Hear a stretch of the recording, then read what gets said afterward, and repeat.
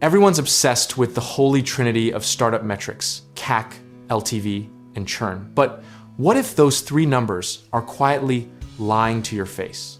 We're out here making billion-dollar decisions on frameworks built for a world that no longer exists, and the cracks are starting to show. Let's rewind a little, because this wasn't always a controversy. These metrics were basically scripture in Silicon Valley boardrooms for the better part of 2 decades. Investors would glance at your lifetime value to customer acquisition cost ratio, nod approvingly, and wire you $20 million before the appetizers arrived at the pitch dinner. The idea made beautiful sense on paper. If it costs you $50 to acquire a customer and they're worth $500 over their lifetime, congratulations, you've built a money printer. But here's the thing about money printers: they only work if all the invisible assumptions holding them together don't quietly collapse underneath you. The first crack showed up when lifetime stopped meaning what we thought it meant.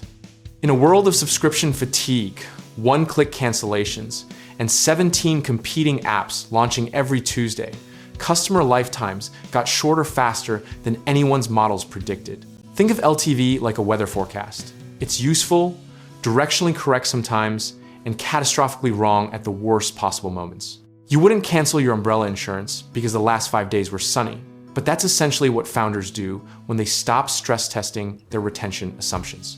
Churn became the metric everyone reported, but nobody truly respected. Kind of like a fire alarm you've heard go off so many times, you just grab your coffee and stroll out. The dark irony is that a company can show improving churn while quietly hemorrhaging its most valuable customers. Because not all churn is created equal, and averages have a criminal talent for hiding the truth.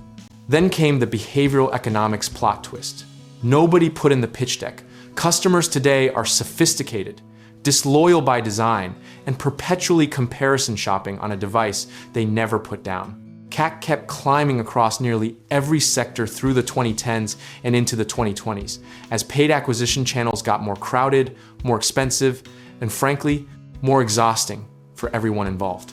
Historically, every generation of operators has believed their metrics were the final word, until the next paradigm made them look naive.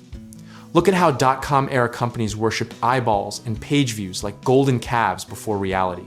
Intervened in spectacular fashion in 2001. The lesson wasn't that metrics are useless. The lesson was that metrics without context are just decorated assumptions. Here's the misconception worth demolishing right now. CAC, LTV, and churn aren't wrong, they're incomplete. And that's a very different diagnosis. Treating them as a full picture rather than a partial sketch is where smart people make expensive mistakes.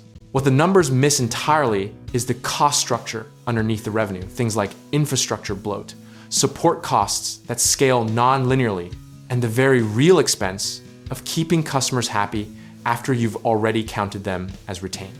Profitability isn't just the delta between what you earn and what you spent to acquire someone. It's everything that happens in between, including all the unsexy operational reality your dashboard doesn't show.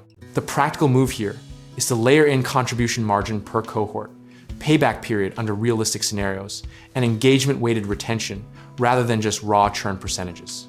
You don't need to throw out the old framework. You need to stop treating it like a finished house and start treating it like a foundation that still needs walls, plumbing, and a roof. Discipline here means resisting the seductive comfort of a clean ratio and asking the harder questions about unit economics at scale, customer quality over customer quantity, and whether growth is producing leverage or just producing complexity. Position sizing in a startup context means knowing which bets to make large and which to make cautiously, because optimizing vanity metrics at the expense of actual margin is how promising companies become cautionary keynote slides.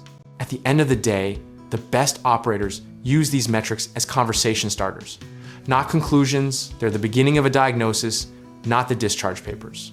Consistency in how you measure, humility about what you're missing, and discipline in how you respond to what the numbers reveal will always beat chasing the perfect formula.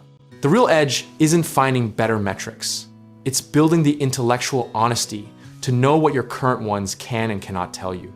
And if you're a founder who can hold that tension comfortably, you're already ahead of most of the room.